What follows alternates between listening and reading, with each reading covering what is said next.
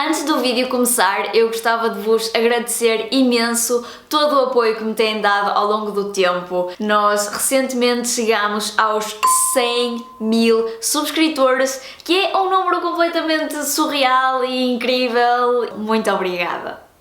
Olá pessoal! Hoje vamos falar de códigos de Gray, cuja designação está associada ao físico Frank Gray e não à personagem de Christian Grey no romance 50 Shades of Grey. Portanto, eu lamento informar-vos, mas este vídeo não vai conter imagens de sadomasoquismo nem fetiches estranhos.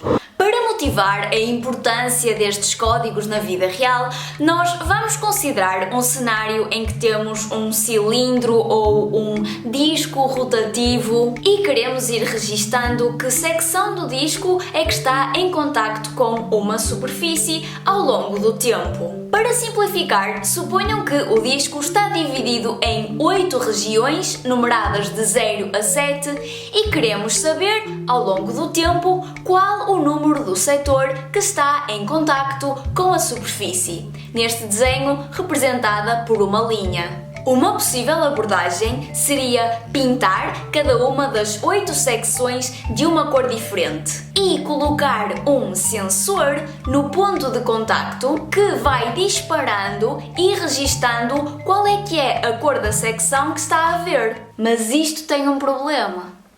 Já alguma vez se perguntaram porque é que os códigos de barras ou códigos QR são sempre a preto e branco em vez de serem às cores? A ideia é que um sensor ou um scanner produz muito menos erros de leitura quando só tem de distinguir entre preto e branco do que quando tem de distinguir entre cinzento pepita de bismuto e cinzento elefante. É fácil enganar-se quando há tons tão semelhantes. Do mesmo modo, os computadores e outras máquinas funcionam à base de zeros e uns porque são feitos de transistores que funcionam como interruptores, podendo estar on ou off. Por isso, na realidade, os sensores que nós temos disponíveis só são capazes de distinguir o preto do branco, o claro do escuro e, em termos de números, são apenas capazes de registar 0 ou 1. Portanto, a ideia de utilizar um sensor que distingue várias cores e registra um número entre 0 e 7 não é viável. Felizmente, existem formas de converter praticamente qualquer informação em zeros e uns, nomeadamente números. Habitualmente, a conversão que é feita entre números no sistema decimal e números em binário é esta que mostro aqui. Logo, uma ideia é substituirmos cada valor entre 0 e 7 pela sequência de 3 dígitos em binário que lhe corresponde. E, como agora temos 3 números por setor, vamos dividir cada setor em 3 partes. Cada uma delas irá conter 0 ou 1. Depois, pintamos de branco cada região com um 0 e de preto cada região com um 1. Além disso, em vez de apenas um sensor, vamos necessitar de 3 sensores e cada um deles vai registar um 0 ou um 1 consoante esteja a ver branco ou preto, respectivamente. Mas agora há um outro problema. É que é praticamente impossível os sensores dispararem todos ao mesmo tempo, estarem 100% sincronizados, estão a perceber? Ou seja, quando estamos a passar de uma secção para outra, pode haver um sensor que se atrase ligeiramente no disparo e faça uma leitura incorreta. Neste caso que estamos a ver, o registro seria de 000 em vez de 010. Por isso, os vários registros do sensor ao longo do tempo seriam secção 0, secção 1, secção 0, secção 2, em vez de secção 0, secção 1, secção 2, como era suposto. E isto pode lixar o esquema todo, porque os sensores acham que a roda andou para a frente e depois voltou para trás e depois saltou para a frente e fica ali uma confusão. Este problema surge do facto de, em certas transições entre setores, haver a mudança de cor de mais do que um aro. Por exemplo, neste cenário, quer o aro do meio, quer o aro de fora mudam de cor. Pior ainda, ao passar da secção 7 para a secção 0, todos os aros mudam de cor. Consequentemente, se os sensores não estiverem completamente sincronizados, nós podemos ter vários erros de leitura, pelo facto de certas transições entre secções envolverem a mudança de cor de mais do que uma região. A solução reside então em considerar um esquema de cores de modo a que haja apenas um aro a mudar de cor entre secções consecutivas. Por outras palavras, setores adjacentes devem diferir na cor de apenas um aro. E é aqui que os códigos de Gray entram para salvar o mundo.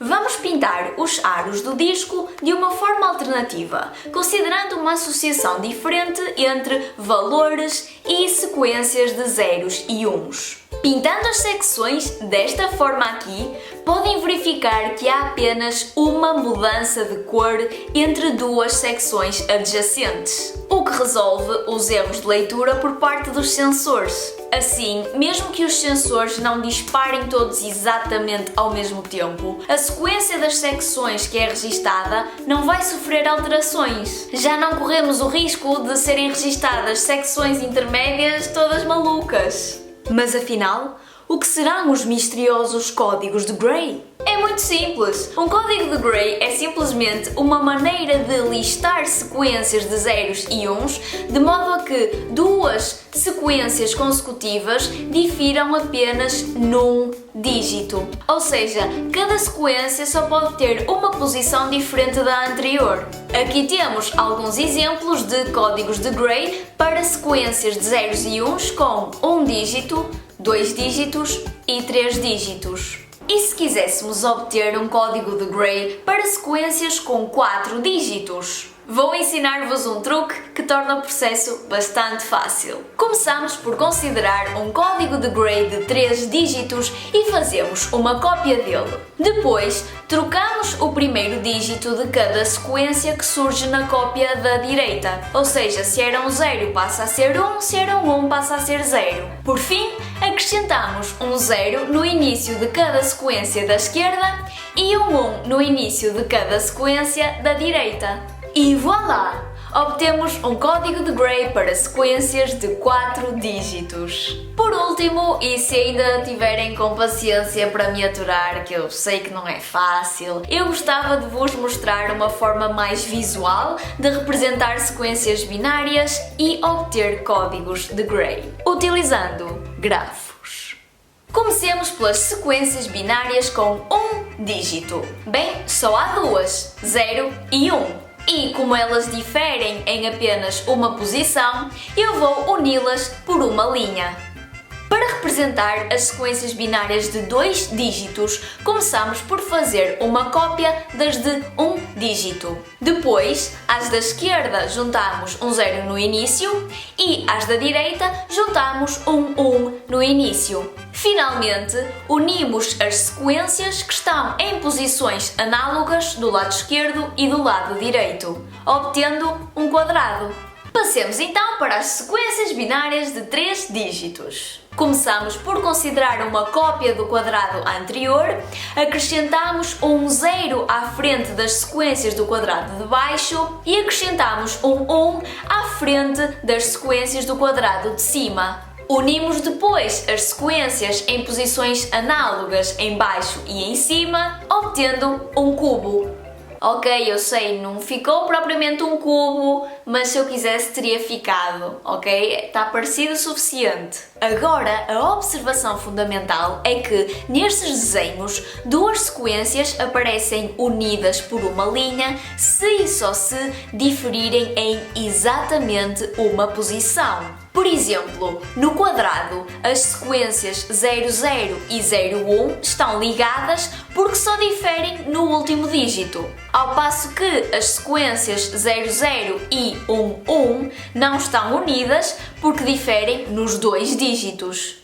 Assim, nestes grafos, nestas coleções de pontos e linhas, um caminho que passe por todos os pontos exatamente uma vez dá origem a um código de Gray. Por exemplo, no quadrado, este caminho passa por todos os vértices sem repetir nenhum e dá origem ao código de Gray 00, 01, 11, 10. No cubo, temos, por exemplo, este caminho aqui. 100, 110, 010, 011, blá blá blá, que vai dar um código de Gray de 3 dígitos.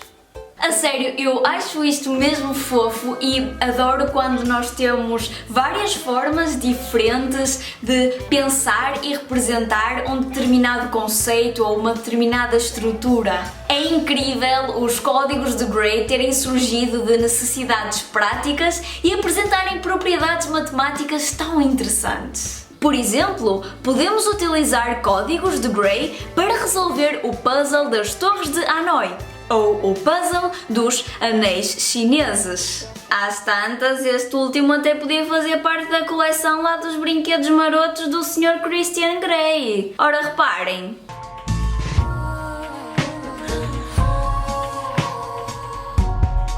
E pronto, antes que eu diga mais porcaria, acho que o vídeo vai ficar por aqui. Muito obrigada por terem assistido e vemo-nos no próximo vídeo.